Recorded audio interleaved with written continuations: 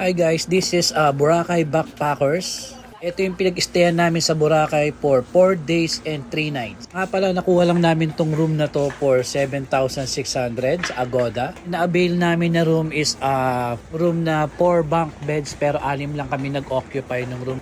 So tara, silipin natin kung ano meron dito sa Boracay Backpackers at kung gaano siya kalapit sa beach and then dun sa labasan. Okay, let's go!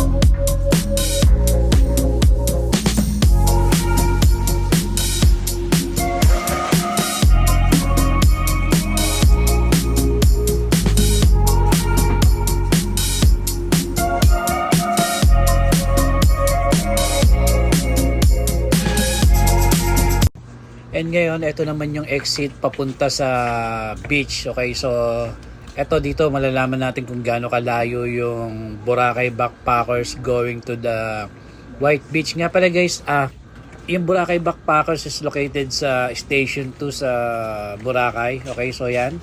Kakaliwa ka lang dyan and then siguro 1 to 2 minutes nandun ka na sa beachfront. Okay, sa White Beach. Okay, yan po yung daan.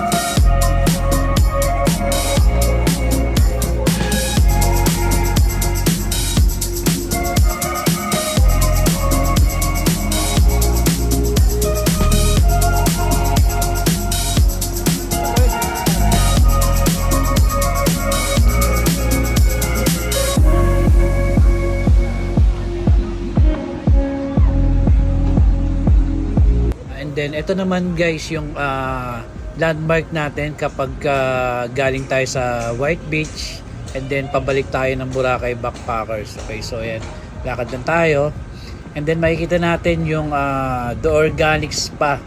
Tapos ayan si Manong yung nagtitinda dun sa right side. Kakanan lang tayo dyan. Ayan yung Hardin, yan landmark na Royal Hardin and then yan yung kanto ng The Organic Spa. Yan, may butas dyan.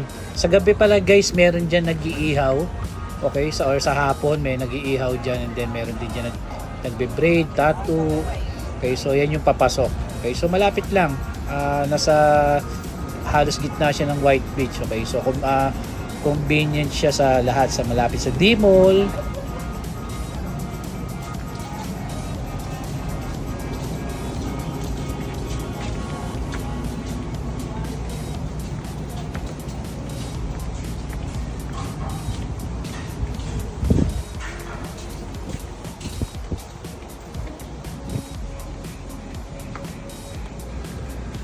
At ito nga pala guys, yung left side na yan, yung white na pintura na yan, left side yan, paglabas mo dyan is yung highway na. Dito nga pala guys, ayan. Okay, so nga pala guys, dito marami nawawaw mali. Kala nila ito yung exit papuntang highway. Okay, so pag nakita nila yung parang dead end na, yun, Boracay Backpackers para sila and then babalik sila, ayun lang. Ayun guys, sana bigyan ko kayo ng idea kung gaano kalapit yung Boracay Backpackers sa beachfront, and then talagang napakasulit. Babalik ako talaga dito.